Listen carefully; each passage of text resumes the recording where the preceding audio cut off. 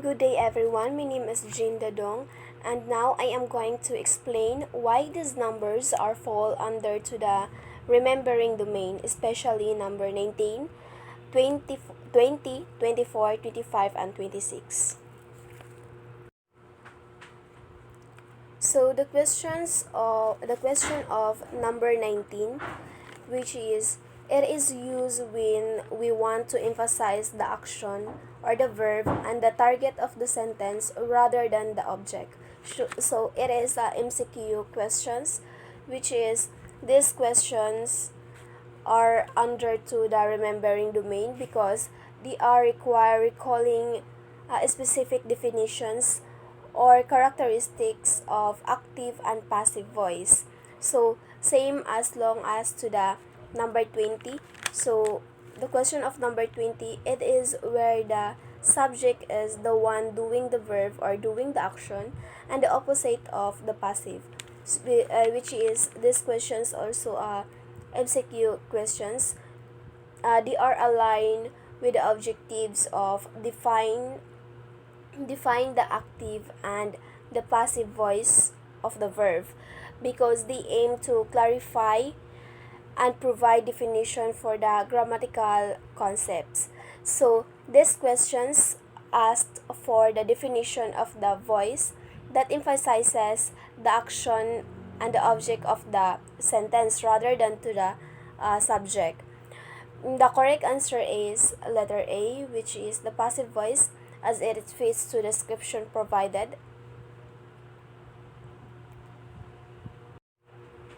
So next questions is number 20, which is it is where the subject is the one doing the verb or the action and the opposite of the passive voice. So this questions aims for definition of the voice where the subject is one of performing the action, which is the opposite of the voice. The correct answer is letter B, which is the active voice as it fits to the description given.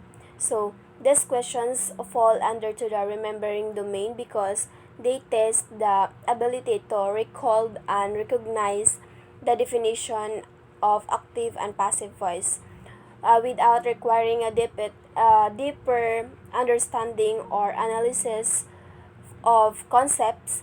They are under the objective of defining active and passive voices because they directly related to providing a clear definition for these grammatical structures.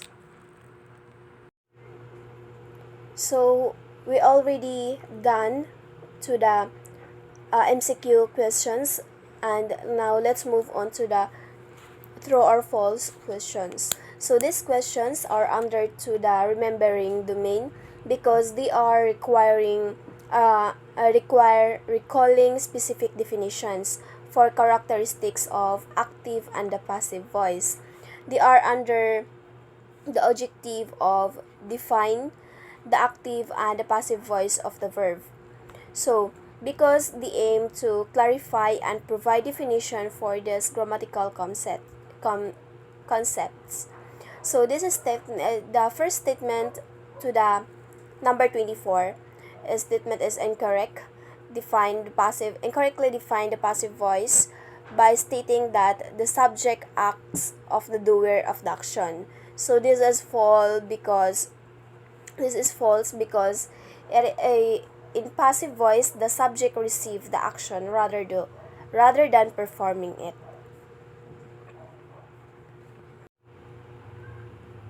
So next number is number 25. Similarly, this statement is incorrectly defines the active voice by stating that the subject acts as a target or the recipient of the actions. So this is false because active voice involves the subject performing the action. So this statement is correct explain a characteristic of the passive voice, which is fits to ability author to the perceptive timing or importance of the action by emphasizing either the receiver or the action itself. So this statement is through provide additional insight into the nature of the passive voice. So that's it. That's number 19, 20, 24, 25, and 26. So that numbers are fall under to the questions to the remembering questions, remembering domain, because they are required to recall the specific definitions or characteristics of active and passive voice. So they are under to the objective, which is the define the active and the passive voice of the verb, because they aim to clarify and provide definitions rather for these grammatical concepts. So thank you for listening and good day.